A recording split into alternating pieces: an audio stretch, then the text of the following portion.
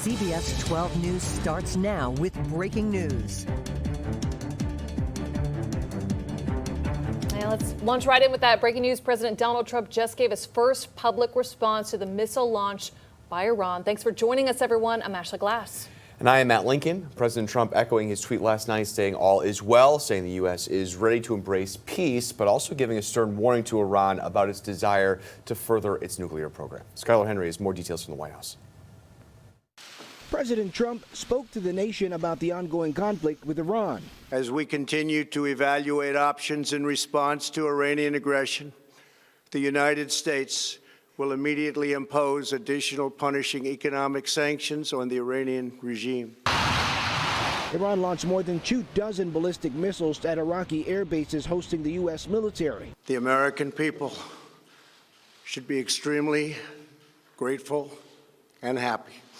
No Americans were harmed in last night's attack by the Iranian regime. In Iran, crowds chanted, "Death to America," while the country's supreme leader called the attack a slap in the face. Ayatollah Ali Khamenei says the missile strike was a response to the U.S. killing of a top Iranian general. They tried to introduce such a man as a terrorist. These are unfair, unjust Americans, liars. The Ayatollah says Iran wants the U.S. out of the Middle East, but stops short of calling for more attacks.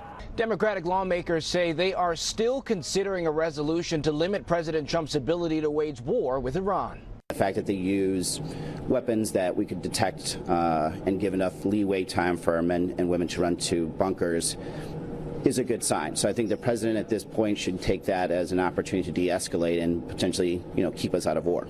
Administration officials are back on Capitol Hill today, giving lawmakers classified briefings on Iran. Skylar Henry, CBS News, the White House. And we are hearing from our lawmakers about the recent retaliatory missile launch. Senator Marco Rubio says the president is weighing all his options. We were ready for yesterday's attack. We were ready for that kind of attack. This attack was as much about messaging the people of Iran that their leaders were strong and were reacting. It was as much about that as it was about retaliation.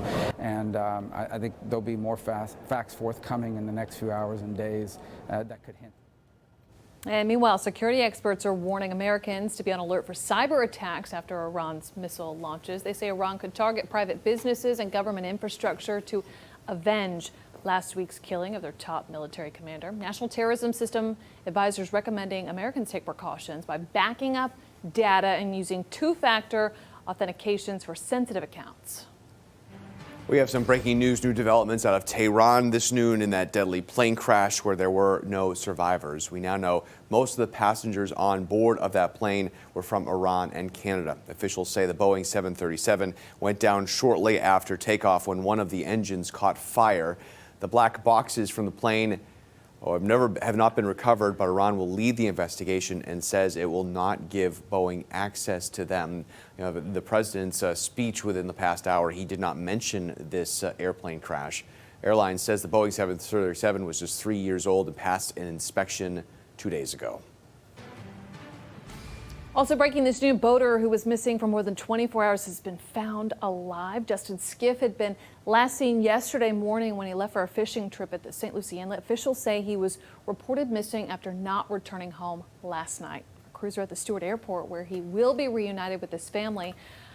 Let's listen in to the sheriff right now. 24 hours later, did he have any food or water or anything in the boat that can help him? Yeah, the question is, do he have food or water? I don't know the answer to that. I'm going to turn it over to his sister, Kayla, here in just a minute. She does go fishing with him, so she may be able to shed some light on exactly what provisions he had. Okay, with that, I'll get out of the way and we'll turn it over to his sister. Yeah, sure. There we go. He did say that he had Powerade and stuff with him. I don't know how much of that was left when they did find him, but he was definitely exhausted when I got to him. It had to be an emotional roller coaster for you. It was a really long couple of hours. I didn't leave Sanskrit Park, so I got there about 10 o'clock last night, so I just hung out there the entire time. What was your reaction when you heard that he was found safely? I just kind of collapsed, I was a little bit hysterical for a second there, but just relief. Yeah. A lot of people said he was an experienced fisherman, so you guys initially probably weren't worried he could handle these elements. Yeah, he's been on a boat since we were kids. I mean, 6 years old. 2 of us has been out in that boat offshore before, so I mean the conditions were okay during the day, and he's usually in before dark, so we weren't really too concerned until, you know, the time passed. When you saw him, what condition was he in? Exhausted, beaten down, and exhausted. What did he say to you, if anything? I'm sorry, don't kill me. But yeah, that was pretty much it. Told me he was going to be okay, and that he was okay. You never lost hope, did you? For a second, you know, it was getting a little rough out there, but once I saw that it was daylight and how many people were out there looking for him, that gave me a lot more hope. So I just really want to say thank you to the Sheriff's Department, FWC, and the Coast Guard. They never wavered. I mean, they were out there checking on me every 15 minutes all night long. And they kept me updated the entire time. So I just really want to say thank you to everybody who helped bring him home. So thank you. A happy ending for you, Kayla. Yeah, it definitely could have turned out a lot worse, and our entire family is really, really happy and thankful that he is home today. So. Has anything like this ever happened before with him when he's out? No, he's always made it back in. That's why, I mean, we gave him that extra hour just, you know, for incidentals, but he's always come back in. Does he work? How often does he go out?